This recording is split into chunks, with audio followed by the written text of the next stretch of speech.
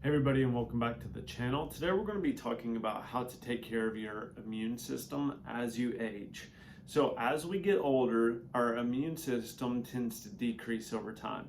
And part of having a high quality of life as we age is a very good immune system.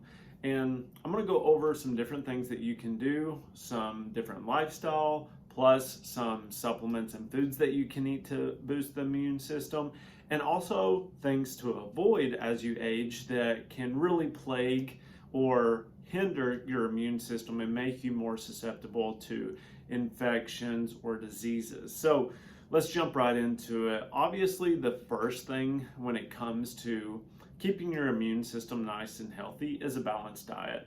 So you want to really focus on nutrient-rich foods so that you're getting your minerals like zinc that can help prevent viral infections from occurring. So if you have been trying to boost your immune system, you know that zinc, vitamin D, all of these play a crucial component into a healthy immune system. By biasing those foods, oysters are a very good one that are high in zinc.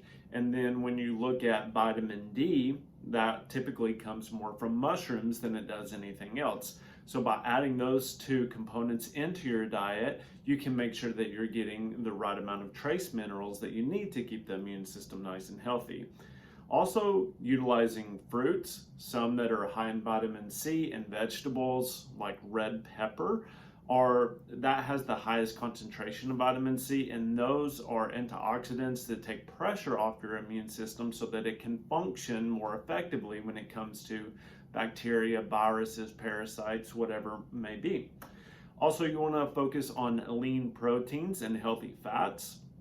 A lot of these immune system cells are made up of fatty acids. So if you have a good amount of fatty acids in your system, you can produce these immune regulatory cells that can help combat anything that you come in contact with.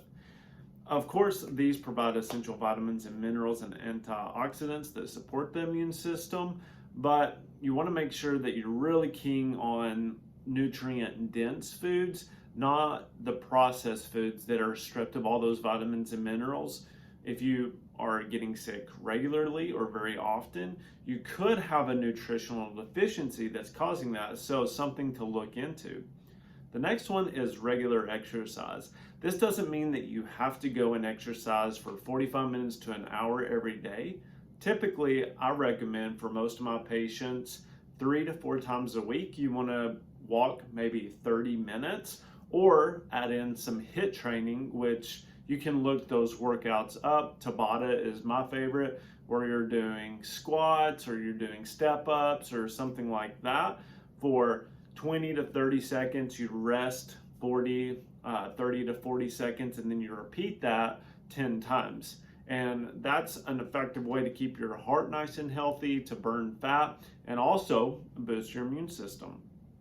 The most important thing when it comes to a healthy immune system, though, is sufficient sleep. You want to aim for 7 to 8 hours of quality sleep each night. Sleep deprivation can raise cortisol levels, which will influence your immune system. So it will actually downregulate your immune system because it's going to take more resources and contribute those to the stress hormones and production and keeping you alive. So in order to make sure that that immune system stays nice and healthy, try to set your temperature around that 67 to 70 degrees. That can help with the sleep. Block out any blue light before 2 hours before bedtime. Make sure that you're not eating very late, especially sugary foods, because those can ramp up your awake centers, and that can prevent you from getting restful sleep. So just a few tips there. If you'd like another video about sleep, just comment below and I can dive in to what is called sleep hygiene a little bit more thoroughly, so that you can see what I do to help myself get restful sleep, and how you, if you're struggling with that, some issues that you may want to look into if you're not getting great sleep. Now, the next one is stress management. Chronic stress can negatively impact the immune system. So practice stress reducing techniques like meditation, deep breathing exercises, and engaging in hobbies you enjoy. Every morning I do 10 minutes of vibration and oxygen therapy here in my office, and that helps me feel more awake. I don't need caffeine in order to get going, and it really boosts my brain and helps me think a lot more clearly. So taking those deep breaths, it's not something that you need an oxygen machine, but taking 5 to 10 minutes to just calm your mind, get some deep breaths, especially if you can go outside, get barefoot, and get in that first light of the sun, is really going to help decrease your cortisol levels first thing in the morning. And like we talked about, I have some past videos that talk about cortisol and how that influences your immune system. So you can go back and watch those, but it's very important to work on your cortisol rhythm or your circadian rhythm to stay nice and healthy. Here's a fun part. So the immune boosting foods and supplements that I recommend. So vitamin C, this is typically found in citrus fruits, berries, leafy greens, and bell peppers. These are excellent sources of vitamin C, which help strengthen the immune system. Obviously, you can take this in a powder form if you really want to give the immune system a boost. But adding those red bell peppers, like I said, have the highest concentration of vitamin C of any food. With that, you want to make sure that you don't have any nightshade sensitivities. So if you notice that you get drowsy or sleepy when you eat tomatoes, potatoes, onions, eggplants, those are in the nightshade family, and not everybody can process those appropriately. So you'll get some fatigue, or you'll get some droopy eyes, or you'll just feel exhausted. So that's something to key into when it comes to more of intuitive eating, to understand that you may have a sensitivity to those. Obviously, you can do some food allergy testing or food intolerance testing, but I try to coach everybody to become more aware about what's going on with their body after they eat certain things, so that they can understand that maybe without spending hundreds of dollars in testing, that is an issue. The next one is probiotics. So incorporating probiotic rich foods like yogurt, kefir, sauerkraut, and kimchi into your diet can support gut health. 60 to 70% of your immune system is actually located in your gut. Now, why is that? That's because when you eat something, that is the first contact that you have with the outside world internally. And so it's very important that your immune system regulates any of the bacteria, viruses, or parasites that could be on that food product, to make sure that it doesn't get into your bloodstream, to go anywhere in your body and cause more inflammation.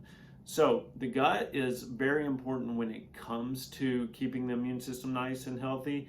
If anybody has any autoimmune problems, that's where I suggest to start, because autoimmune means the immune system is attacking itself. And typically we find that the gut is the root cause of that problem, with leaky gut, dysbiosis, SIBO, those types of issues. I have a lot of videos about that too. I would suggest that you go check those out, or just comment below if you have any questions about that. As I was talking about earlier, zinc. So zinc is a very powerful immune booster. So it actually binds to the cells to prevent viruses from attaching onto them and replicating. So it's very crucial that you have plenty of zinc in order to prevent that process. But foods like seafood, lean meats, nuts, seeds, and legumes are rich in zinc. And this is, like I was talking about, just an essential mineral that you need. So make sure that you're getting plenty of zinc. The next one is omega-3 fatty acids. So fatty fish like salmon, mackerel, and sardines. These fatty acids have an anti-inflammatory component. And like I was talking about earlier, the fatty acids help make up some of these immune cells. So the more fatty acids that you have to produce these immune cells, the more soldiers you can have in your army to combat these bacteria and viruses. Is pretty cool. Now, the last one is herbals. So these are herbals that we use in what we have. It's an Inflamex that we use in order to decrease inflammation and support that immune system. But these herbs are echinacea, elderberry, and garlic have been traditionally used to boost the immune system. And always consult with your healthcare professional before you do so. Make sure that there are no contraindications if you're taking any medications, because sometimes there can be an overlay, but typically herbals are relatively safe. So with those, the dosage and all of that can look differently. We tell people 2 to 3 times a day when it comes to herbal remedies in order to get that therapeutic dose. Garlic is something, if I have a scratchy throat or a mucousy throat, I will take some minced garlic and water. It's not too terrible, and I'll actually take a teaspoon of that and eat it 2 or 3 times a day, and typically it clears out any bacteria or any issues that I have in my throat.